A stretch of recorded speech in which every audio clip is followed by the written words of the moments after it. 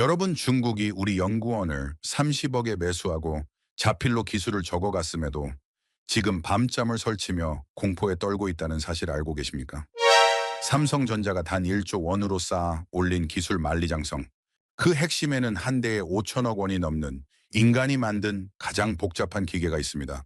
중국이 70%를 버리며 노가다로 따라올 때 한국은 어떻게 원자 단위로 격차를 벌렸는지 지금 바로 공개합니다. 안녕하세요. 저는 2024년까지 중국 창신 메모리 테크놀로지, 그러니까 CXMT의 기술 고문으로 일했던 천웨이린이라고 합니다. 47살 대만 타이베이 출신이죠. 지금부터 제가 들려드릴 이야기는 제 인생을 완전히 뒤바꿔 놓은 한국이라는 나라에 대한 고백입니다. 그날 밤을 아직도 생생하게 기억합니다. 상하이 푸동지구 CXMT 본사 52층 회의실이었죠. 창밖으로 황푸강의 야경이 보석처럼 반짝였지만 제 눈은 오직 테이블 위에 놓인 서류 뭉치에만 꽂혀 있었습니다. 류젠궈 부사장이 의미심장한 미소를 지으며 제게 말했어요. 천고문, 드디어 한국을 넘어설 열쇠를 손에 넣었다고요. 저는 그 말을 의심하지 않았습니다. 아니, 의심할 이유가 없었죠. 이미 저희는 불과 10년 만에 디램 시장 세계 4위까지 치고 올라왔으니까요. 삼성전자가 월 65만 장, 하이닉스가 54만 장을 생산할 때 저희도 28만 장까지 따라붙었습니다. LCD도 그랬고 배터리도 그랬잖아요.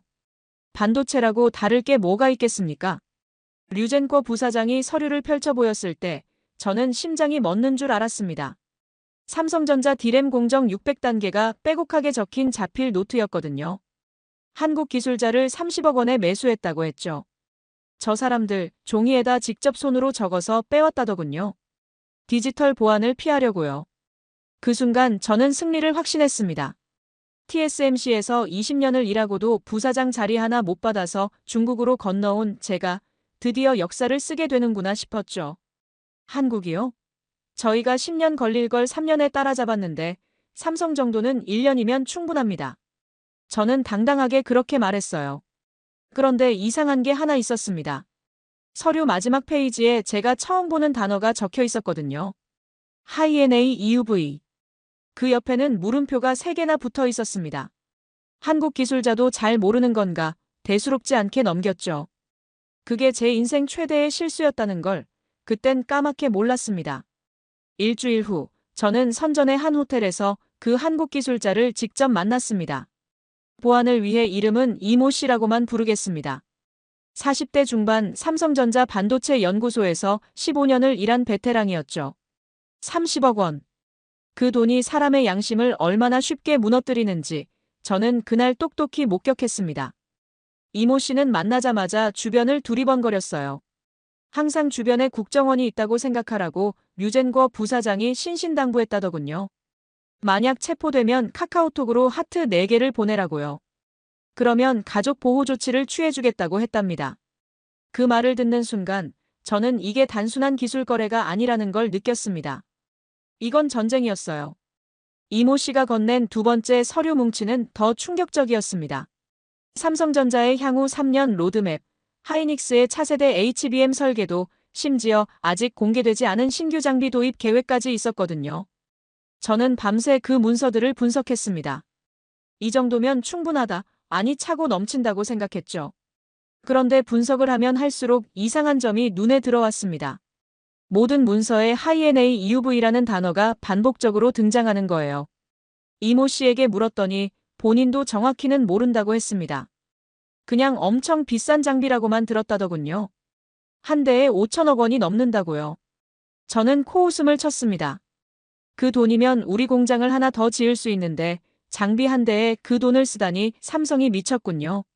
며칠 후 뉴스에서 삼성전자가 ASML에 1조 1천억 원을 투자해서 High-NA EUV 2대를 도입한다는 소식이 떴습니다. 류젠궈 부사장은 비웃었어요. 장비가 뭐가 중요하냐고 우리한텐 사람이 있지 않느냐고요. 저도 그 말에 동의했습니다. 기술은 결국 사람 머릿속에 있는 거니까요. 장비는 그냥 도구일 뿐이라고 생각했죠. 그날 밤 딸 메이링에게서 영상통화가 왔습니다. 미국에서 유학 중인 22살짜리 제 전부였죠. 아빠, 요즘 무슨 일 해요? 아무렇지 않게 던진 질문이었는데 저는 왜인지 대답이 막혔습니다. 그냥 바쁘다고만 했어요. 메이링이 웃으며 말했죠. 아빠가 하는 일 자랑스러운 거였으면 좋겠다고요. 전화를 끊고 한참을 창밖만 바라봤습니다. 그로부터 한 달 후, 저는 류젠궈 부사장에게 불려갔습니다. 상하이 본사가 아니라 베이징의 비밀 회의실이었어요. 들어가 보니 중국 정부 관계자로 보이는 사람들이 5명이나 앉아 있더군요. 분위기가 심상치 않았습니다. 류젠궈 부사장이 제게 속삭였어요. 천고문, 오늘부터 당신이 한국 프로젝트 총책임자라고요. 회의 내용은 충격적이었습니다. 단순히 기술을 따라잡는 게 아니라 한국 반도체 산업 자체를 무너뜨리라는 거였어요. 삼성전자의 핵심 인력을 계속 빼오고 기술 문서를 유출시키고 궁극적으로는 글로벌 시장에서 한국을 밀어내라는 겁니다. 저한테 주어진 예산이 얼마였는지 아세요? 5천억 원이었습니다. 사람 매수하고 정보 수집하고 필요하면 공장까지 세우라고요. 솔직히 말하면 그때 저는 흥분했습니다. TSMC에서 20년 동안 묵묵히 일만 했는데 누구 하나 알아주는 사람이 없었거든요. 부사장 승진 심사에서 떨어졌을 때 상사가 뭐라고 했는지 아세요? 당신은 기술자지 리더가 아니라고요. 그 말이 얼마나 가슴에 박혔는지 모릅니다. 그런데 지금 중국은 저를 총책임자로 앉히고 5천억 원의 예산을 맡기고 있잖아요. 제 가치를 알아주는 곳에서 일하는 게 뭐가 잘못입니까? 회의가 끝나고 호텔로 돌아오는 길에 뉴스 알림이 떴습니다. 삼성전자가 ASML로부터 하이엔A EUV 2대를 공식 도입한다는 내용이었어요. 투자 금액 1조 1천억 원. 저는 피식 웃었습니다. 장비 2대에 1조 원이라니 저 돈이면 우리는 공장 3개를 지을 수 있는데 말이죠. 삼성이 드디어 미쳤구나. 그렇게 생각했어요. 그런데 기사를 자세히 읽어보니 이상한 내용이 있었습니다. 이 장비는 ASML 혼자 만든 게 아니라는 거예요. 독일 자이스가 반사경을 만들고 영국 에드워드가 진공 펌프를 공급하고 미국 KLA가 검사 시스템을 담당한다고 했습니다. 그리고 결정적으로 이 장비는 미국 정부의 승인 없이는 중국에 판매할 수 없다고 적혀 있었어요. 가슴이 철렁 내려앉았습니다. 류젠궈 부사장에게 전화했더니 대수롭지 않다는 반응이었어요. 장비가 없으면 어떻습니까? 우리한테는 사람이 있잖아요. 한국 기술자들 머릿속에 있는 거 다 빼오면 되는 거 아닙니까? 저도 그 말에 동의하려고 했습니다. 그런데 왜인지 목소리가 나오지 않더군요. 뭔가 거대한 벽이 눈앞에 서 있는 느낌이었어요. 그날 밤 딸 메이링에게서 또 전화가 왔습니다. 아빠, 나 이번 학기에 반도체 공학 수업 들어요. 교수님이 ASML 장비에 대해 설명해 주셨는데 진짜 대단하더라고요. 한 대 만드는데 협력업체가 5,000개가 넘는데요. 저는 그냥 그래 하고 대충 넘겼습니다. 그런데 메이링이 갑자기 물었어요. 아빠, 그 장비 중국에서도 살 수 있어요? 저는 대답하지 못했습니다. 잠깐 바쁘다고 나중에 얘기하자고 전화를 끊었어요. 창밖을 바라보니 베이징의 밤하늘은 스모그에 가려 별 하나 보이지 않더군요. 서울 하늘은 어떨까? 갑자기 그런 생각이 들었습니다. 그리고 다음 날 류젠궈 부사장이 저를 다시 불렀어요. 천고문, 한국으로 출장 가야겠습니다. 삼성 공장 근처에서 정보 좀 더 캐오세요. 제 인생의 방향이 완전히 바뀌는 순간이었습니다. 인천공항에 내렸을 때 저는 묘한 긴장감을 느꼈습니다. 표면적으로는 국제 반도체 학술 교류 프로그램 참가자였지만 진짜 목적은 따로 있었으니까요. 류젠궈 부사장이 신신당부했어요. 삼성 연구원들 접촉해서 분위기 파악하고 가능하면 새로운 내부자를 물색하라고요. 특히 하이엔A EUV 관련 정보가 있으면 뭐든 가져오라고 했습니다. 화성시에 도착했을 때 저는 입이 떡 벌어졌습니다. 삼성전자 반도체 단지의 규모가 상상을 초월했거든요. CXMT 공장도 크다고 생각했는데 여긴 차원이 달랐어요. 끝이 보이지 않는 클린룸 건물들, 쉴 새 없이 드나드는 물류 트럭들, 그리고 수천 명의 연구원들. 이게 한국의 진짜 힘이구나. 처음으로 그런 생각이 들었습니다. 학술 교류 행사장에서 저는 의도적으로 삼성 연구원들에게 접근했습니다. 명함을 교환하고 가벼운 대화를 나누면서 분위기를 살폈죠. 그런데 이상하게 다들 경계하는 눈치였어요. 제가 CXMT 출신이라는 걸 알자마자 대화가 짧아지더군요. 당연한 거였죠. 이미 기술 유출 사건이 여러 번 터졌으니까요. 그때 한 사람이 제게 다가왔습니다. 40대 초반 수수한 차림에 날카로운 눈빛을 가진 남자였어요. 명함을 보니 박준혁 삼성전자 반도체 연구소 수석 연구원이라고 적혀 있었습니다. 저도 당연히 경계할 줄 알았는데 의외로 먼저 말을 걸어왔어요. 천웨일인 고문님이시죠? TSMC 출신이라고 들었습니다. 잠깐 얘기 좀 할까요? 우리는 행사장 밖 벤치에 앉았습니다. 박준혁 연구원이 단도직입적으로 말했어요. 천 고문님, 저희가 왜 당신을 경계하는지 아시죠? 저는 솔직하게 대답했습니다. 기술 유출 때문이겠죠. 그러자 그가 피식 웃었어요. 기술 유출이요? 그거 별로 신경 안 씁니다. 저는 의아했죠. 아니, 우리가 당신네 핵심 기술을 빼갔는데 신경을 안 쓴다고요? 박준혁 연구원의 대답은 충격적이었습니다. 천 고문님, 당신들이 가져간 그 자료요. 이미 2년 전 기술입니다. 저는 믿을 수 없었어요. 30억 원을 주고 목숨을 걸고 빼낸 정보가 구식이라니요. 그가 계속 말했습니다. 반도체는 1년이면 세대가 바뀝니다. 당신들이 그 자료 분석하는 동안 우리는 이미 2세대를 앞서갔어요. 저는 반박하려고 했습니다. 그래도 기본 원리는 같지 않습니까? 공정 노하우를 알면 따라잡을 수 있지 않나요? 박준혁 연구원이 고개를 저었어요. 천 고문님, 반도체는 장비가 아니라 생태계입니다. 당신들이 훔쳐간 건 종이 위의 글자예요. 그런데 진짜 중요한 건 그 글자를 현실로 만드는 수천 명의 엔지니어들, 수십 년간 축적된 노하우, 그리고 전 세계 5,000개 협력사와의 네트워크입니다. 그걸 어떻게 훔칩니까? 저는 아무 말도 할 수 없었습니다. 그가 마지막으로 한마디를 덧붙였어요. 천 고문님, 하이엔A EUV 아시죠?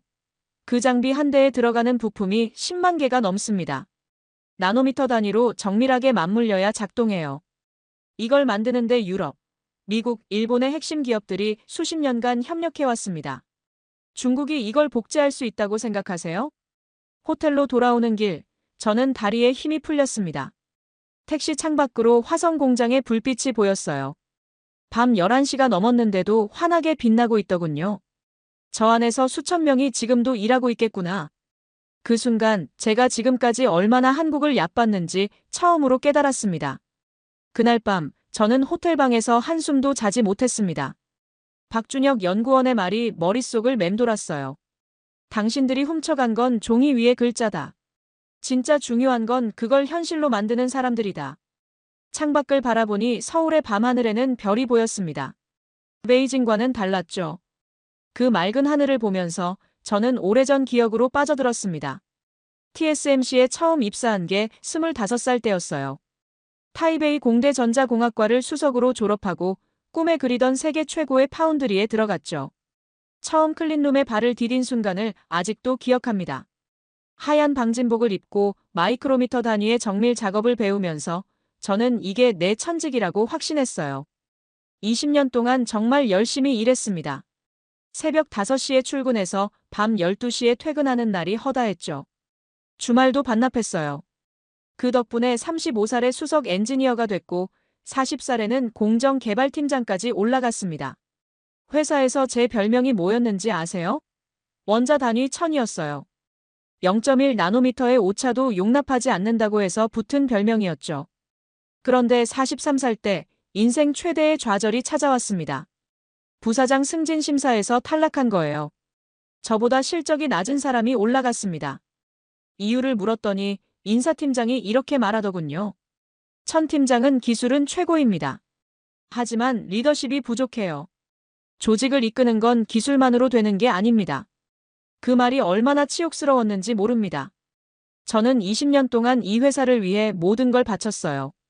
가족도 건강도 젊음도 전부 바쳤단 말입니다. 그런데 리더십이 부족하다고요? 저는 일주일 동안 출근하지 않았습니다. 그때 중국에서 연락이 왔어요.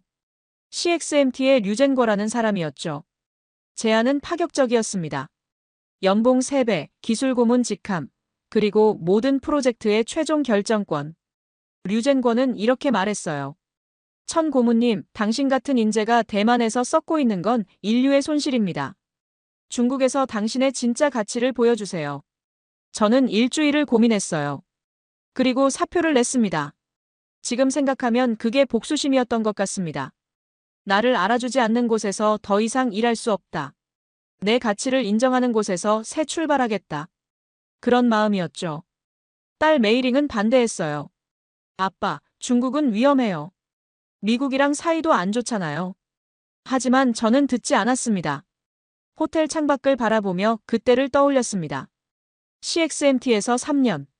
처음에는 정말 행복했어요. 제 말 한마디에 수백 명이 움직이고 수천억 원의 예산이 집행됐으니까요. 그런데 어느 순간부터 공허해지기 시작했습니다. 여기서 내가 만드는 게 뭐지? 한국 기술을 훔쳐서 복제하는 일? 이게 정말 내가 원하던 삶인가? 메이링의 얼굴이 떠올랐습니다. 아빠가 하는 일 자랑스러운 거였으면 좋겠어요. 그 말이 가슴을 파고들었죠. 25살에 클린룸에 처음 들어갔을 때 저는 세상을 바꾸는 기술을 만들고 싶었습니다. 그런데 지금 저는 뭘 하고 있는 걸까요? 남의 기술을 훔치고 경쟁사를 무너뜨리고 그게 과연 가치 있는 일인가요? 새벽 4시, 저는 박준혁 연구원의 명함을 꺼내 들었습니다. 그에게 다시 만나고 싶다는 메시지를 보냈어요. 류젠코 부사장에게는 비밀로 했습니다. 다음 날 새벽, 저는 약속 장소로 나갔습니다. 화성공장 근처의 작은 카페였어요. 박준혁 연구원이 먼저 와서 기다리고 있더군요. 그는 제가 왜 다시 만나자고 했는지 물었습니다. 저는 솔직하게 대답했어요. 어제 당신이 한 말이 계속 머릿속에서 맴돌았습니다. 반도체는 장비가 아니라 생태계라고 하셨잖아요. 그게 무슨 뜻인지 더 알고 싶습니다. 박준혁 연구원은 잠시 저를 바라보더니 자리에서 일어났습니다. 직접 보여드릴까요? 저는 놀랐어요. 삼성 공장 내부를 보여주겠다는 건가요? 그가 고개를 저었습니다. 내부는 보안 때문에 안 되고요. 대신 밖에서 볼 수 있는 게 있어요. 저는 그를 따라 공장 단지 외곽으로 걸어갔습니다. 새벽 3시였는데 연구동에 불이 환하게 켜져 있었습니다. 저 안에서 지금도 수백 명이 일하고 있어요. 박준혁 연구원이 말했습니다. 반도체 공정은 24시간 멈추지 않습니다. 기계가 멈추면 그 순간 오차가 생기거든요. 그래서 우리 연구원들은 교대로 밤을 새웁니다. 0.1 나노미터의 오차를 잡기 위해서요. 그때 공장 연문에서 한 사람이 나왔습니다. 작업복을 입은 50대 남자였어요. 박준혁 연구원이 그를 불렀습니다. 오창수 기술자님, 여기 웬일이세요? 오창수라는 사람이 피곤한 얼굴로 웃었어요. 에이, 박수성님. EX 장비 캘리브레이션 좀 다시 해야 해서요. 어제 0.03 나노 틀어졌거든요. 0.03 나노미터. 머리카락 굵기의 100만 분의 1도 안 되는 오차였습니다. 그걸 잡으려고 새벽 3시에 나온 거예요. 저는 물었습니다. 그 정도 오차면 무시해도 되지 않습니까? 오창수 기술자가 고개를 저었어요. 천 고문님, 0.03 나노가 쌓이면 0.3이 되고 그게 또 쌓이면 3나노가 됩니다. 우리는 그걸 용납하지 않아요. 칩 하나에 들어가는 트랜지스터가 몇 개인지 아세요? 100억 개가 넘습니다. 그 말을 듣는 순간 저는 CXMT와의 차이를 확실히 느꼈습니다. 우리 공장에서는 1나노 오차까지는 그냥 넘어가거든요. 어차피 수율이 30%밖에 안 되니까 세세한 오차에 신경 쓸 여유가 없었어요. 그런데 한국은 0.03 나노도 용납하지 않는다고요. 박준혁 연구원이 제게 다른 사람들도 소개해줬습니다. 김소영이라는 젊은 여성 엔지니어는 하이엔A EUV 운용 전문가였어요. 28살인데 벌써 그 장비의 모든 파라미터를 외우고 있더군요. 제가 물었습니다. 그 장비 얼마나 복잡합니까? 김소영 엔지니어가 웃으며 대답했어요. 부품이 10만 개가 넘고요. 매뉴얼만 5,000페이지예요. 처음에는 저도 막막했는데 1년 동안 매일 공부했더니 이제 좀 익숙해졌어요. 정밀환이라는 연구원도 만났습니다. 한국 반도체 산업협회 소속인데 글로벌 시장 데이터를 분석하는 전문가였어요. 그녀가 보여준 그래프는 충격적이었습니다. 중국 CXMT와 삼성전자의 기술 격차가 점점 벌어지고 있었거든요. 특히 고부가가치 제품에서는 비교 자체가 불가능했습니다. 새벽 5시 동이 트기 시작했습니다. 박준혁 연구원이 제게 말했어요. 천 고문님, 왜 저희가 당신에게 이런 걸 보여주는지 아세요? 저는 모르겠다고 대답했습니다. 그가 진지한 눈으로 저를 바라봤어요. 당신 눈에서 무언가가 보였거든요. 그냥 스파이의 눈이 아니었어요. 기술자의 눈이었습니다. 진짜 기술을 갈망하는 눈이요. 저는 아무 말도 할 수 없었습니다. 그가 맞았거든요. CXMT에서 3년 동안 저는 단 한 번도 이런 열정을 느껴본 적이 없었습니다. 그냥 남의 기술을 분석하고 복제하고 흉내내는 일만 했어요. 그런데 지금 여기서 만난 한국 사람들은 달랐습니다. 그들은 진짜 무언가를 만들고 있었어요. 세상에 없던 것을 창조하고 있었단 말입니다. 호텔로 돌아오는 길, 저는 류젠꼬 부사장에게 보고해야 한다는 걸 알았습니다. 하지만 전화기를 들 수가 없었어요. 대신 딸 메이링에게 메시지를 보냈습니다. 메이링아, 아빠가 좋은 사람들을 만났어. 자세한 건 나중에 얘기해 줄게. 메이링이 바로 답장을 보내왔어요. 아빠, 무슨 일이야? 목소리가 달라 보여요. 저는 그냥 웃음 이모티콘만 보냈습니다. 아직은 말할 수 없었거든요. 한국 출장을 마치고 중국으로 돌아왔습니다. 류젠코 부사장이 공항까지 마중 나왔더군요. 표정이 좋지 않았습니다. 천고문, 한국에서 뭘 했습니까? 새로운 내부자는 확보했어요? 저는 아직 진행 중이라고 얼버무렸습니다. 그가 눈을 가늘게 뜨더니 말했어요. 시간이 없어요. 이번 주 안에 결과물이 필요합니다. CXMT 공장으로 가는 길에 저는 생산 현황 보고를 받았습니다. 7나노 공정 시도 중인데 수율이 여전히 30%대에 머물러 있었어요.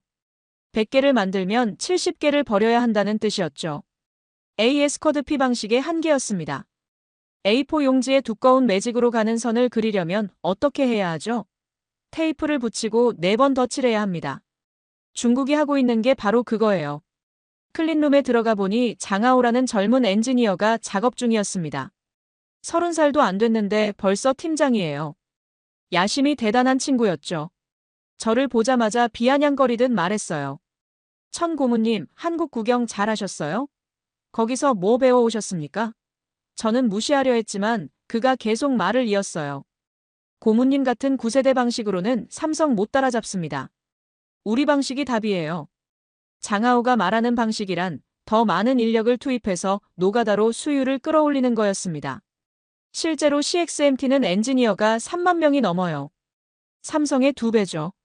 문제가 생기면 사람을 더 투입하고 하루 24시간 돌리는 겁니다.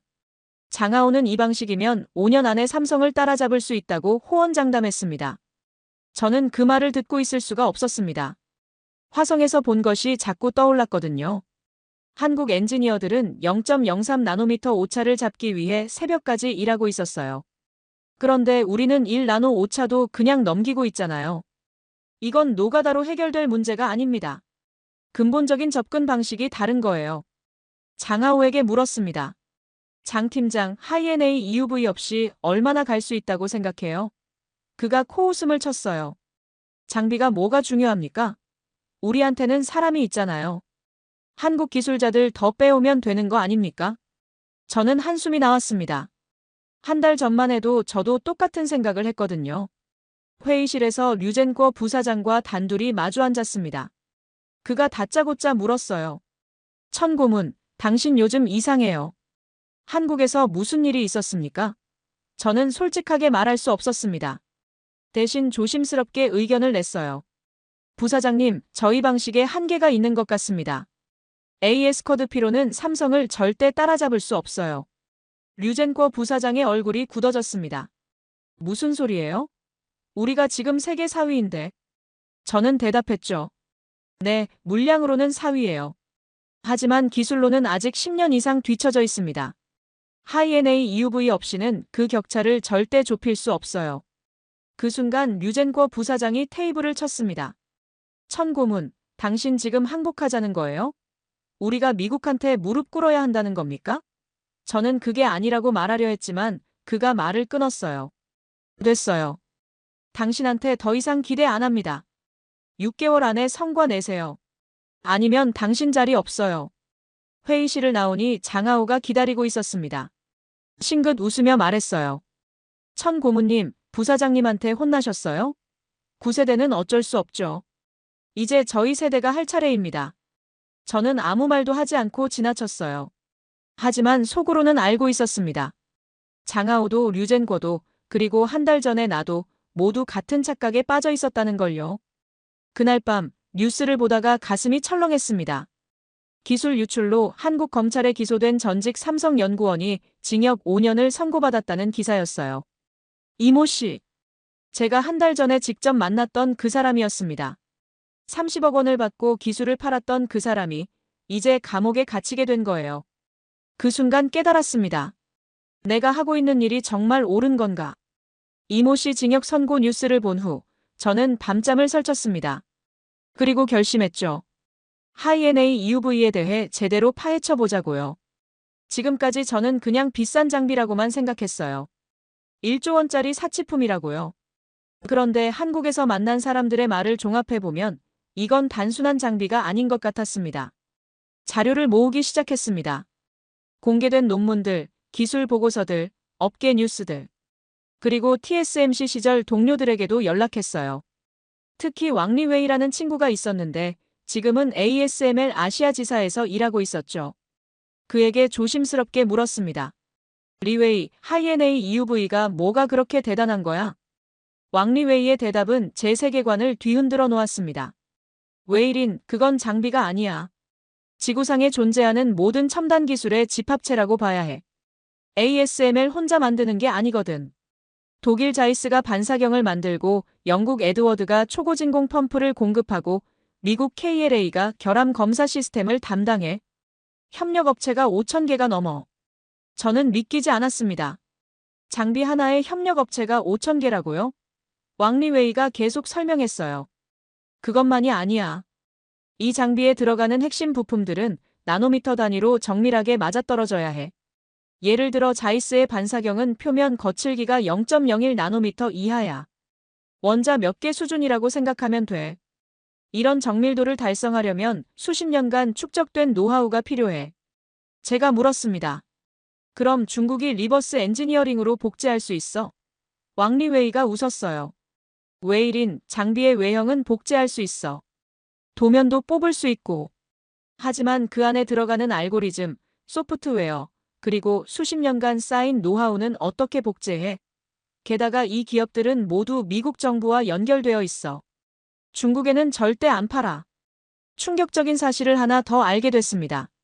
하이엔에이 EUV의 진짜 핵심은 레이저 광원이 아니라 결함을 찾아내고 복구하는 능력이라는 거예요.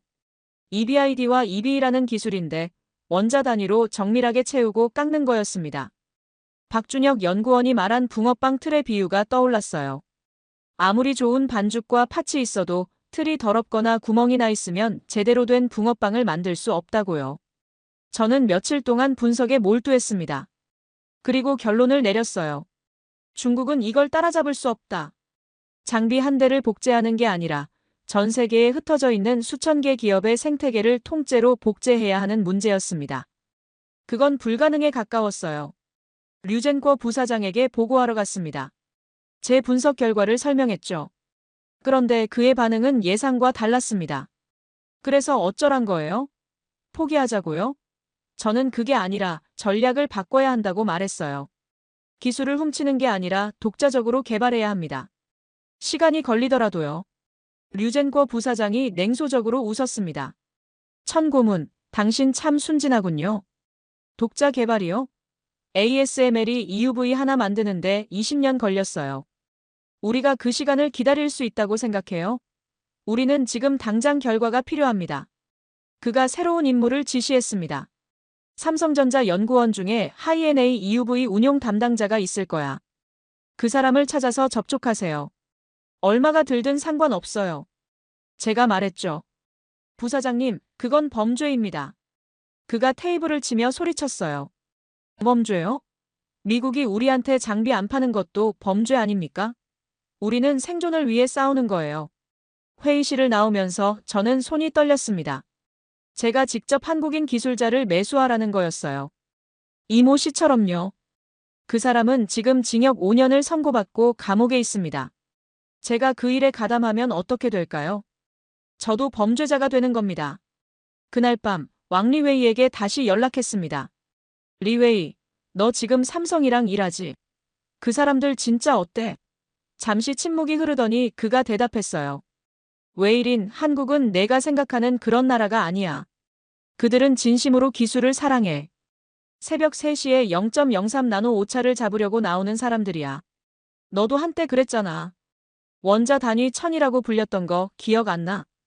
그 말이 가슴에 깊이 박혔습니다. 원자 단위 1000.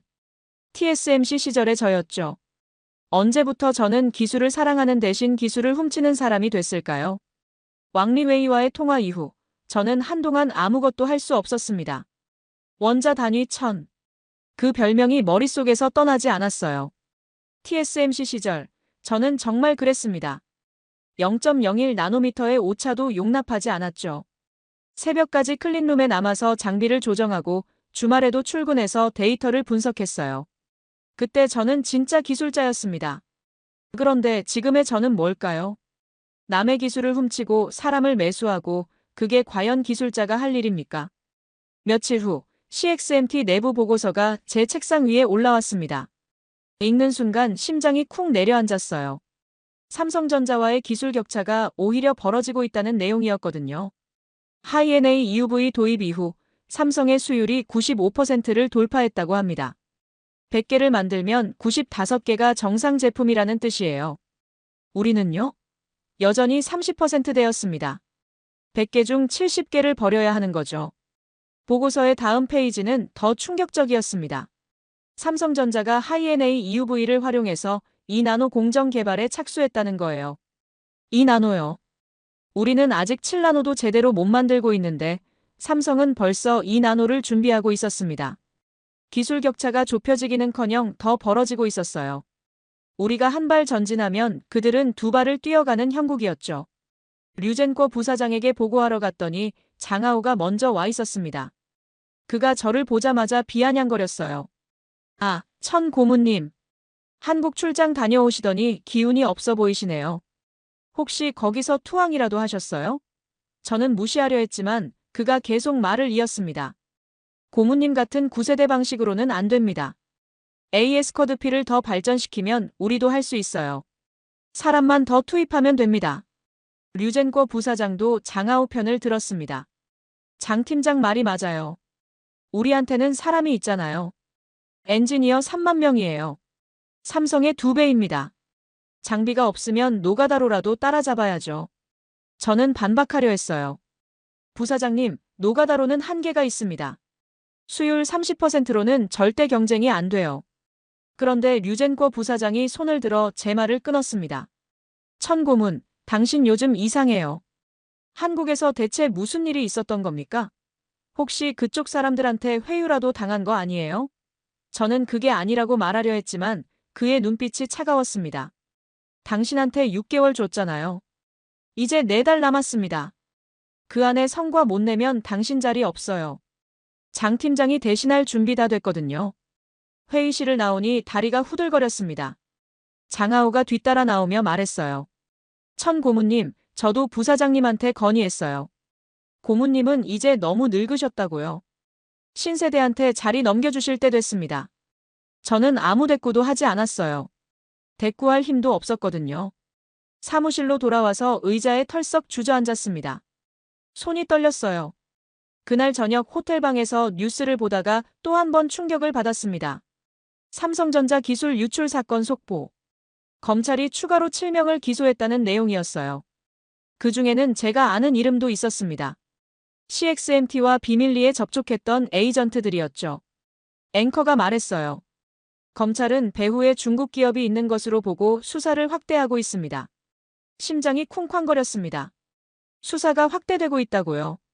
그럼 저도 조사 대상이 될 수 있는 거 아닙니까?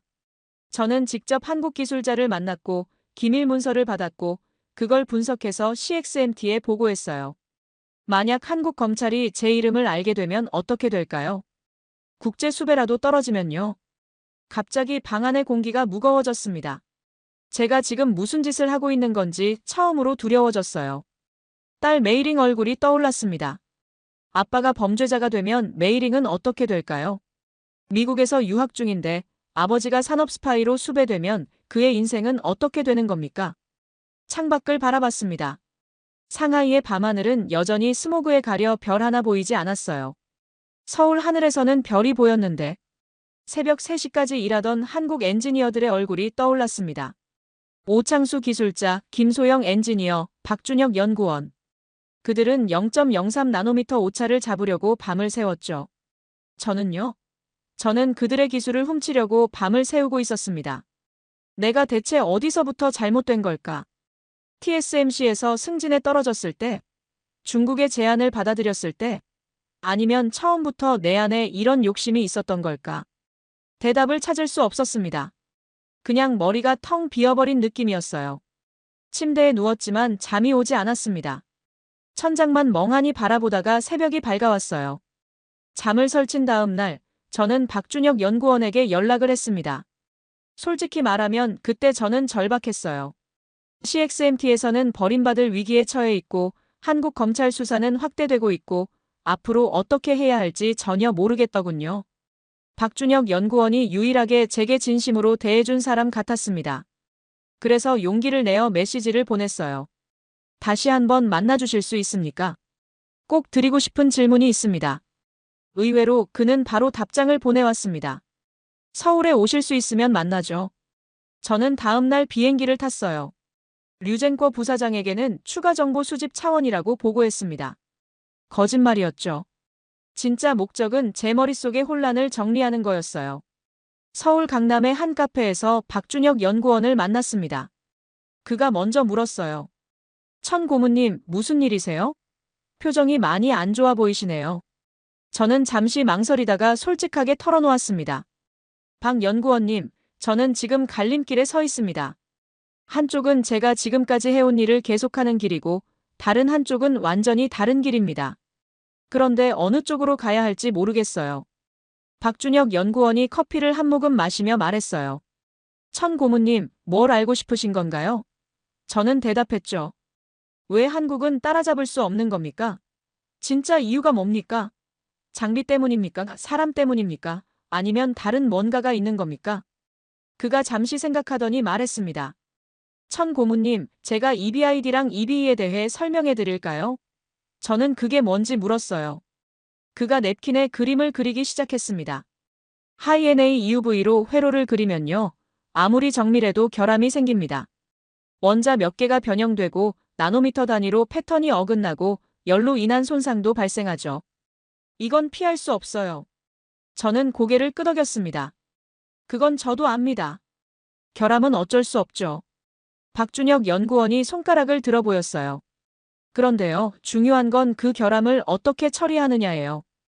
EBID는 전자빔으로 원자를 증착시켜서 빈 곳을 채우는 기술입니다. 정밀하게 메꾸는 거죠. EBE는 반대로 전자빔으로 원자를 깎아내는 기술이에요. 튀어나온 곳을 정밀하게 깎는 겁니다. 제가 물었어요. 얼마나 정밀하게요? 그가 대답했습니다. 원자 단위로요. 원자 1개, 2개 수준에서 채우고 깎습니다. 저는 믿기지 않았어요. 원자 단위라고요? 그게 가능합니까? 박준혁 연구원이 고개를 끄덕였습니다. 가능해요. 그리고 이 기술의 핵심은 장비가 아니라 알고리즘이에요. 결함을 찾아내고 분석하고 최적의 방법으로 복구하는 알고리즘. 이게 수십 년간 축적된 노하우입니다. 그가 붕어빵 비유를 다시 꺼냈어요. 아까 붕어빵 틀 얘기했잖아요. 아무리 좋은 반죽과 팥이 있어도 틀이 더럽거나 구멍이 나 있으면 안 되죠. 하이NA EUV의 진짜 가치는 빛을 쏘는 능력이 아니라 틀을 완벽하게 관리하는 능력이에요. 결함을 찾아내고 원자 단위로 복구하고 그래서 수율을 95% 이상으로 유지하는 거죠. 저는 한참 동안 말이 나오지 않았습니다. CXMT에서 우리가 하는 건 뭘까요? AS 커드 P로 4번 덧칠해서 패턴을 그립니다. 결함이 생기면요. 그냥 버려요. 100개 중 70개를 버리는 거죠. 원자 단위로 복구하는 기술 같은 건 꿈도 못 꿉니다. 그러니까 수율이 30%밖에 안 되는 거예요. 박준혁 연구원이 말했습니다. 천 고문님, 장비만 사는 게 아닙니다. 삼성전자가 1조 원을 투자했다는 건 ASML이 수십 년간 구축한 생태계를 함께 샀다는 뜻이에요. 자이스의 반사경 기술, 에드워드의 진공 펌프 기술, KLA의 검사 기술, 그리고 이 모든 걸 통합하는 소프트웨어와 알고리즘. 이건 돈으로 살 수 있는 게 아니에요. 시간과 노력으로 쌓아야 하는 거죠. 제가 물었습니다. 그럼 중국은 영원히 따라잡을 수 없는 겁니까? 그가 고개를 저었어요. 영원이라고는 못하죠. 하지만 지금 방식으로는 절대 안 됩니다. 기술을 훔치고 사람을 매수하고 그런 식으로는요. 진짜 따라잡으려면 스스로 노하우를 쌓아야 해요. 그게 10년이 걸리든 20년이 걸리든. 카페를 나오면서 박준혁 연구원이 마지막으로 한마디를 덧붙였습니다.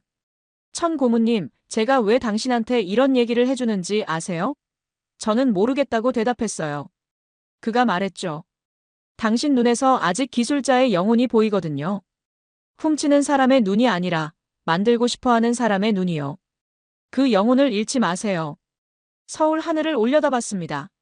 맑았어요. 별이 보일 것 같았습니다. 호텔로 돌아오는 길에 딸 메이링에게 전화했어요.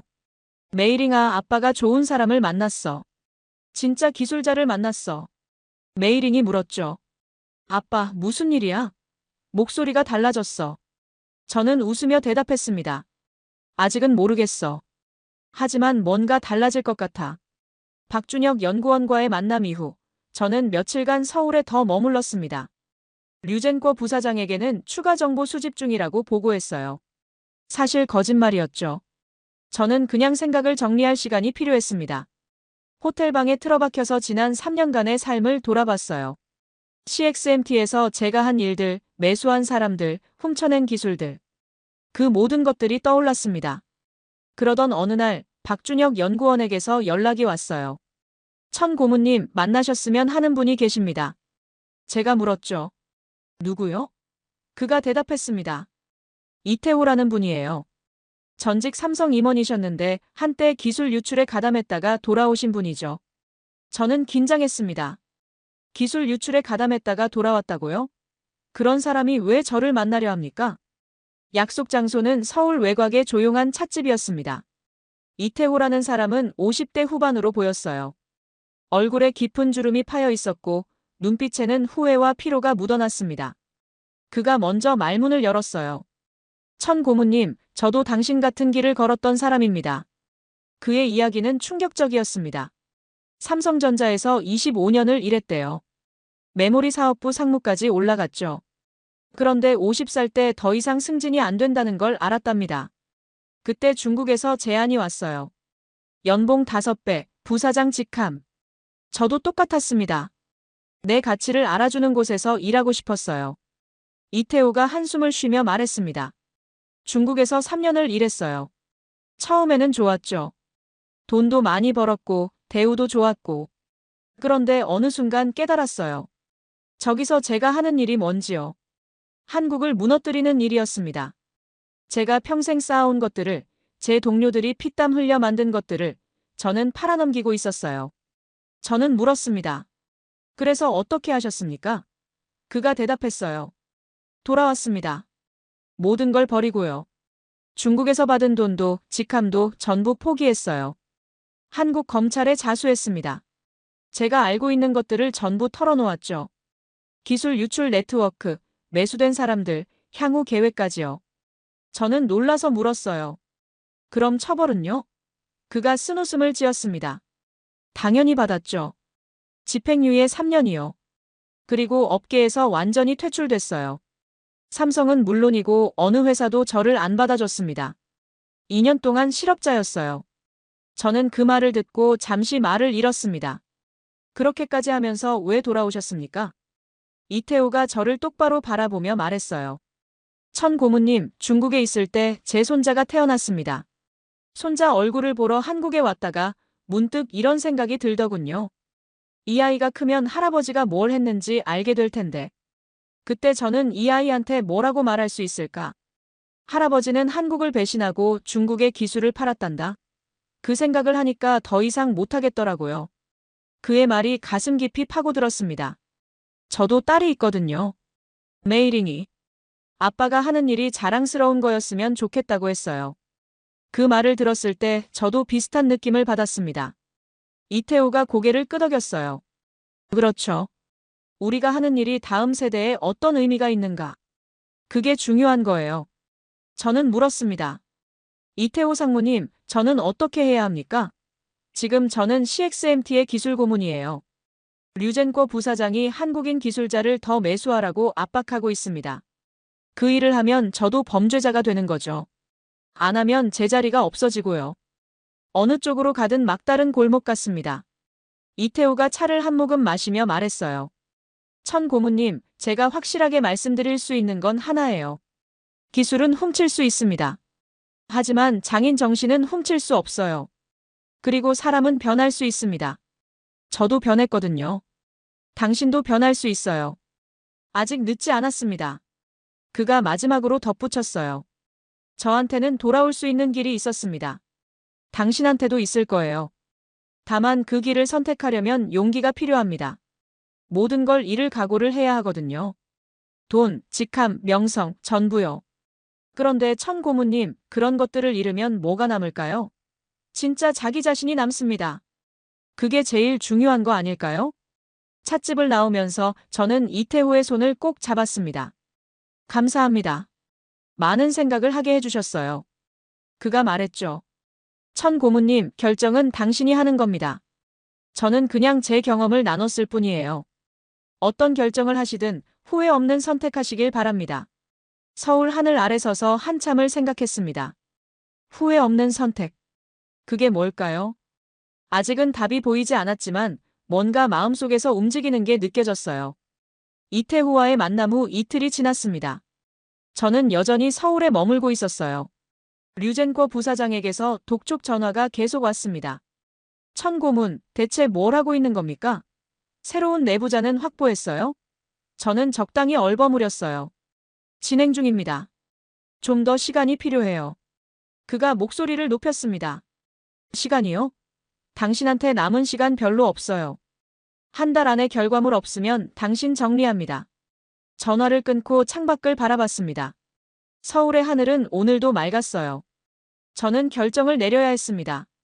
류젠꼬 부사장의 지시대로 한국인 기술자를 매수할 것인가, 아니면 완전히 다른 길을 갈 것인가.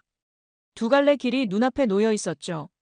솔직히 말하면 첫 번째 길은 쉬웠습니다. 김소영 엔지니어나 다른 삼성 연구원에게 접근해서 돈을 제안하면 됐어요. 30억 원.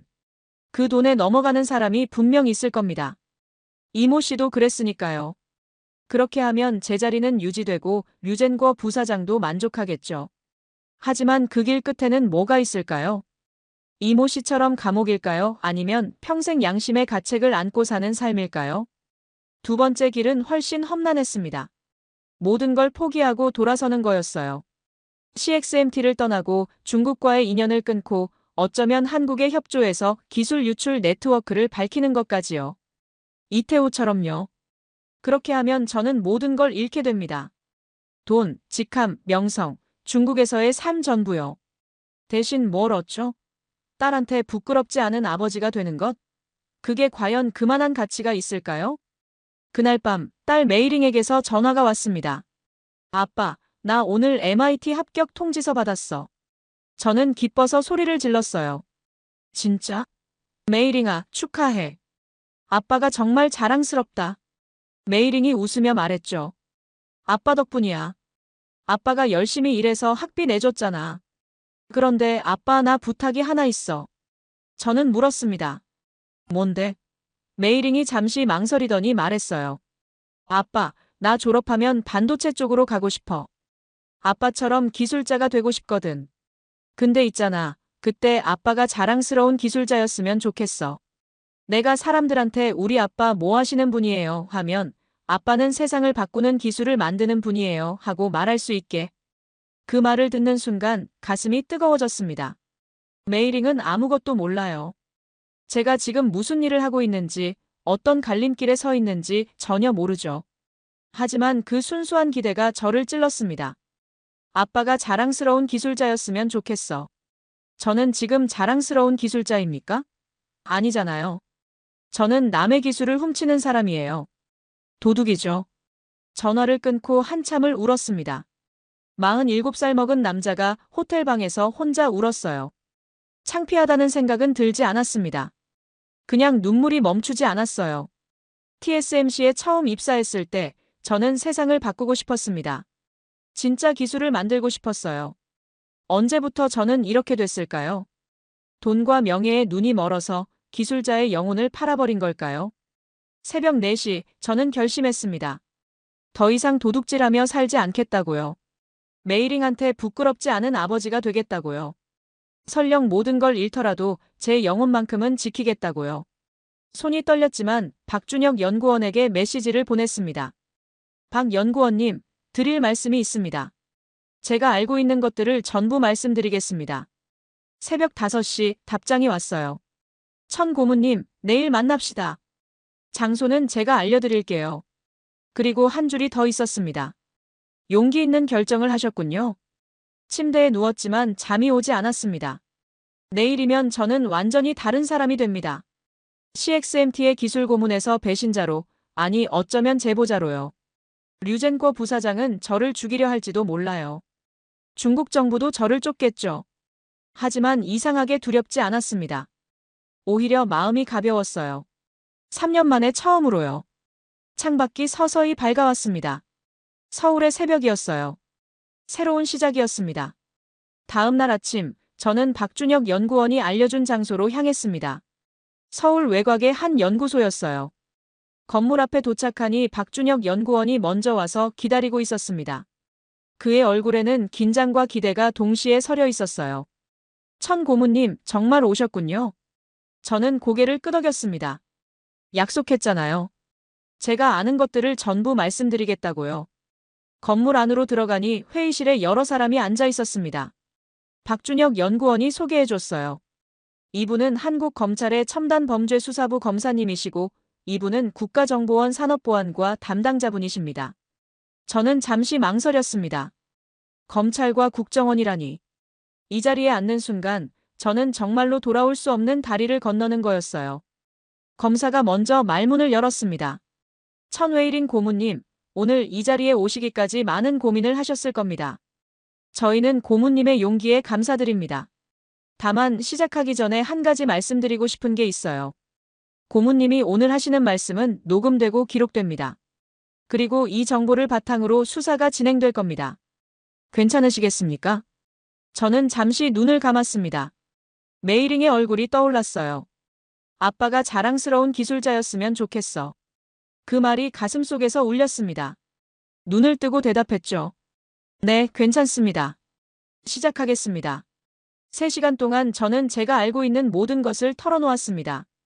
CXMT의 기술 유출 네트워크, 류젠거 부사장이 이끄는 매수 조직, 지금까지 접촉한 한국인 기술자들의 명단, 그들에게 지급된 금액, 유출된 기술 문서의 목록까지요. 말하면서 손이 떨렸습니다. 이건 제가 3년 동안 참여했던 일들이었거든요. 제 손에도 피가 묻어 있었어요. 검사가 질문했습니다. 천 고문님, 향후 계획도 알고 계십니까? CXMT가 다음에 노리는 타깃이 누구인지요? 저는 대답했어요. 네, 알고 있습니다.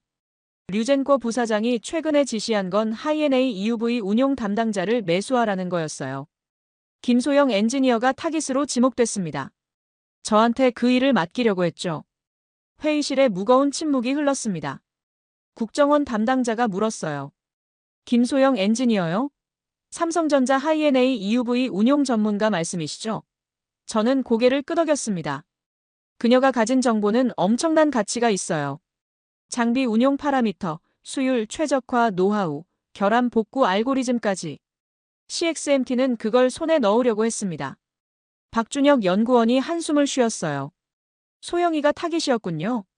다행히 천 고문님이 알려주셔서 미리 보호 조치를 취할 수 있겠네요.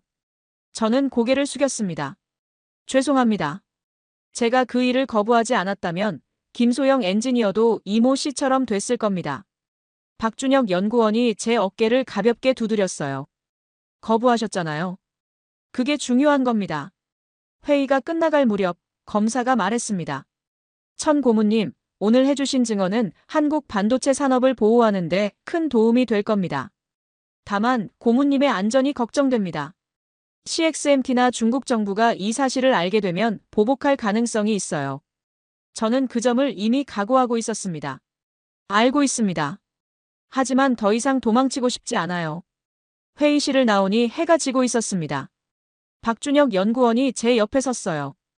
천 고문님, 오늘 정말 대단한 결정을 하셨습니다. 제가 아까 왜 소영이 얘기를 들었을 때 한숨을 쉬었는지 아세요? 저는 모르겠다고 대답했죠. 그가 말했어요. 소영이는 저한테 동생 같은 존재거든요. 신입 때부터 제가 가르쳤어요.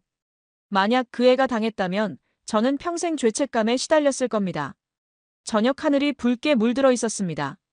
서울의 노을은 참 아름다웠어요. 상하이에서는 스모그 때문에 이런 하늘을 본 적이 없거든요. 박준혁 연구원에게 물었습니다. 이제 어떻게 되는 겁니까? 그가 대답했어요. 검찰에서 수사를 시작할 겁니다. 고문님이 주신 정보를 바탕으로요. 그리고 고문님은 증인 보호 프로그램에 들어가시게 될 거예요. 당분간은 안전한 곳에 계셔야 합니다. 증인 보호 프로그램. 그 말을 들으니 실감이 났습니다. 저는 정말로 모든 걸 버린 거였어요. CXMT에서의 자리, 중국에서의 3년간 쌓아온 모든 것들. 하지만 이상하게 후회되지는 않았습니다. 오히려 가슴이 후련했어요. 딸 메이링에게 전화해서 말해주고 싶었습니다. 메이링아, 아빠가 드디어 자랑스러운 사람이 되려고 해. 하지만 아직은 때가 아니었어요. 증인 보호시설에 들어간 첫날 밤, 저는 한숨도 자지 못했습니다. 좁은 방에 누워 천장을 바라보며 수많은 생각이 스쳐 지나갔어요. 내가 정말 옳은 선택을 한 걸까? 류젠코 부사장이 이 사실을 알면 어떻게 나올까? 중국 정부는 어떤 보복을 할까?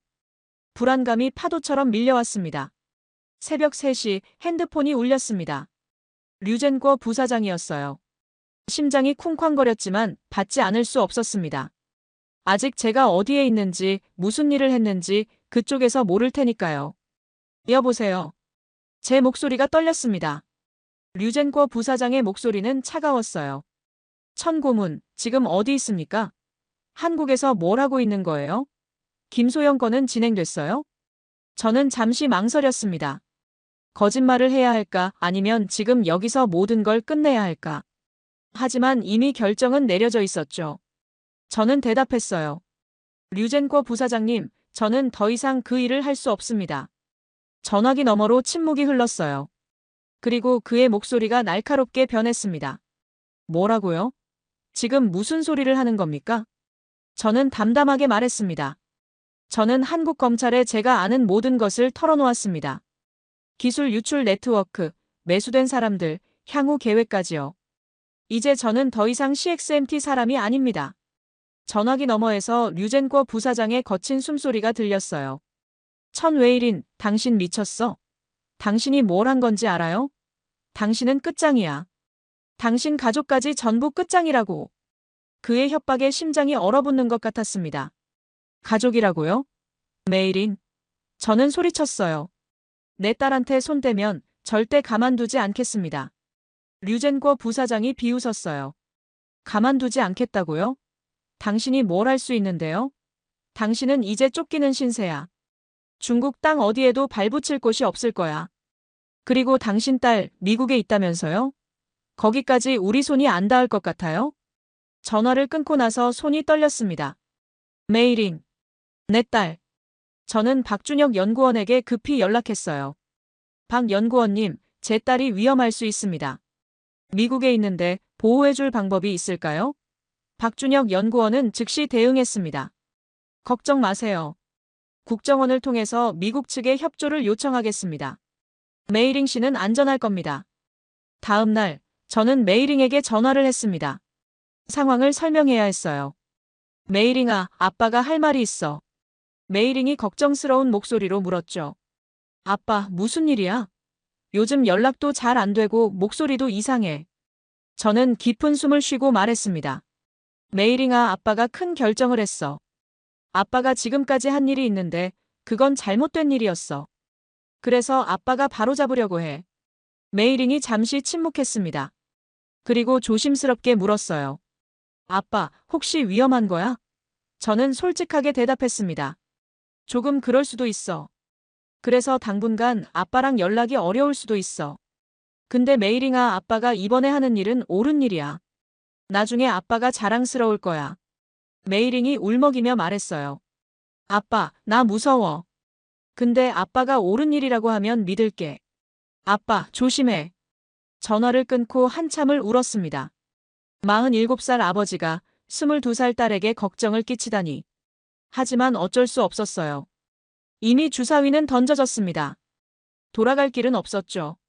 앞으로 나아가는 수밖에요. 그날 저녁 박준혁 연구원이 찾아왔습니다. 천 고문님, 수사가 본격적으로 시작됩니다. 고문님이 주신 정보를 바탕으로 오늘 밤에 일제 검거가 있을 예정이에요. 저는 물었죠. 어떤 사람들이요? 그가 대답했습니다. CXMT와 연결된 국내 에이전트들, 그리고 이미 매수된 것으로 확인된 기술자 몇 명이요. 총 7명입니다. 7명. 제가 이름을 댄 사람들이었습니다. 그들도 저처럼 돈에 눈이 멀었던 사람들이겠죠. 아니, 어쩌면 저보다 더 절박한 사정이 있었을지도 모릅니다. 하지만 그렇다고 해서 그들이 한 일이 정당화되지는 않아요. 저도 마찬가지고요. 저는 박준혁 연구원에게 말했습니다. 그 사람들 중에 자수할 기회를 주실 수 있을까요? 저처럼요. 그가 잠시 생각하더니 대답했어요. 검찰에 건의해보겠습니다. 밤 11시 뉴스 속보가 떴습니다. 한국 반도체 기술 유출 조직 일망타진. 검찰 7명 긴급 체포. 저는 화면을 멍하니 바라봤습니다. 내가 한 일의 결과였습니다. 옳은 일을 했다는 확신과 사람들의 인생을 망쳤다는 죄책감이 동시에 밀려왔어요. 쉽지 않은 밤이었습니다. 검거 소식이 전해진 다음 날, 저는 검찰청에 출석했습니다. 추가 증언을 위해서였죠. 건물에 들어가니 기자들이 몰려 있었어요. 누군가가 제 얼굴을 알아봤는지 카메라 플래시가 터지기 시작했습니다. 저건 중국에서 온 제보자 아니야? 저 사람이 핵심 인물이래. 웅성거리는 소리가 들렸습니다. 박준혁 연구원이 저를 감싸며 빠르게 건물 안으로 이끌었어요. 검찰청 회의실에는 어제보다 더 많은 사람이 모여 있었습니다. 검사들, 국정원 관계자들, 그리고 산업통상자원부 관계자까지요. 이번 사건이 얼마나 중대한지 실감이 났습니다. 검사가 말했어요. 천 고문님, 어젯밤 검거 작전은 성공적이었습니다. 고문님이 주신 정보가 결정적이었어요. 7명 모두 체포했고 추가로 2명이 자수했습니다. 자수라는 말에 저는 놀랐습니다. 제가 건의한 게 받아들여진 거였어요. 검사가 계속 말했습니다. 자수한 2명은 고문님처럼 양심의 가책을 느끼고 있었다고 합니다. 체포 소식을 듣고 스스로 나온 거죠. 덕분에 더 많은 정보를 확보할 수 있었어요. 저는 가슴이 뭉클해졌습니다. 나만 그런 게 아니었구나. 다른 사람들도 후회하고 있었구나. 그날 오후 검찰에서 기자회견을 열었습니다. 저는 참석하지 않았지만 증인 보호시설에서 생중계를 봤어요. 검사가 발표했습니다. 이번 수사를 통해 중국 CXMT와 연결된 대규모 기술 유출 조직을 적발했습니다. 이 조직은 지난 3년간 삼성전자와 SK하이닉스의 핵심 기술을 조직적으로 빼돌려왔습니다. 피해 규모는 수조 원에 달할 것으로 추정됩니다. 기자들이 질문을 쏟아냈어요. 핵심 제보자가 누구입니까? 검사가 대답했습니다. 제보자는 중국 CXMT의 전직 기술 고문입니다. 본인의 안전을 위해 신원은 공개하지 않겠습니다. 다만 이 제보자의 용기 있는 결정이 한국 반도체 산업을 보호하는 데 결정적인 역할을 했다는 점을 말씀드립니다. 화면을 보면서 저는 복잡한 감정을 느꼈습니다. 용기 있는 결정이라고요. 하지만 저는 3년 동안 그 조직의 일원이었잖아요. 기술 유출에 가담했고 사람을 매수하는 데 참여했어요. 그런 제가 과연 용기 있다고 할 수 있을까요? 아니, 차라리 늦게나마 잘못을 바로잡았다고 해야 맞겠죠. 저녁에 박준혁 연구원이 다시 찾아왔습니다. 천 고문님, 좋은 소식이 있어요. 류젠궈 부사장과 장하오 팀장이 국제 수배됐습니다. 중국 밖으로 나오면 바로 체포될 겁니다. 저는 안도의 한숨을 쉬었어요. 그들이 잡히면 저도 조금은 안전해지는 거겠죠. 박준혁 연구원이 덧붙였습니다. 그리고 메이링 씨 안전도 확보됐어요. 미국 측에서 협조해주기로 했습니다. 메이링이 안전하다니. 그 말을 듣는 순간 눈물이 났습니다. 내 딸만은 지켜야 했어요. 제가 무슨 짓을 했든 그 애는 죄가 없으니까요. 저는 박준혁 연구원에게 말했습니다. 감사합니다. 정말 감사합니다. 그가 제 어깨를 두드렸어요. 천 고문님이 감사할 일이 아니에요. 고문님이 용기를 내지 않았다면 이 모든 게 불가능했을 겁니다. 그날 밤 저는 마윈청에게서 메시지를 받았습니다. 마윈청은 CXMT에서 함께 일했던 동료였어요. 그도 양심의 가책을 느끼고 있었던 사람 중 하나였죠. 메시지에는 이렇게 적혀 있었습니다. 웨이린 뉴스 봤어. 내가 한 거지. 저는 답장을 보냈어요. 그래, 내가 했어. 잠시 후 그에게서 다시 메시지가 왔습니다. 내가 옳았어. 나도 그렇게 해야 했는데 용기가 없었어. 고마워.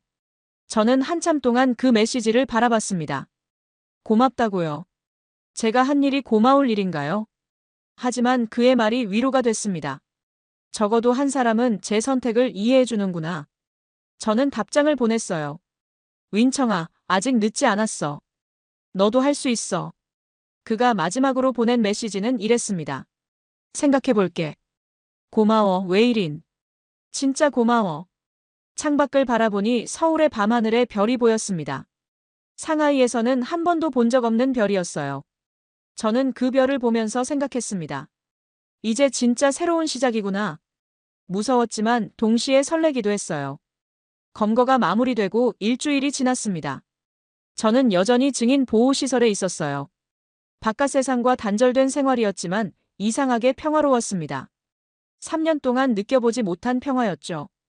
남의 기술을 훔치고 사람을 매수하고 항상 국정원을 피해 다니던 그 긴장감에서 벗어난 거였어요.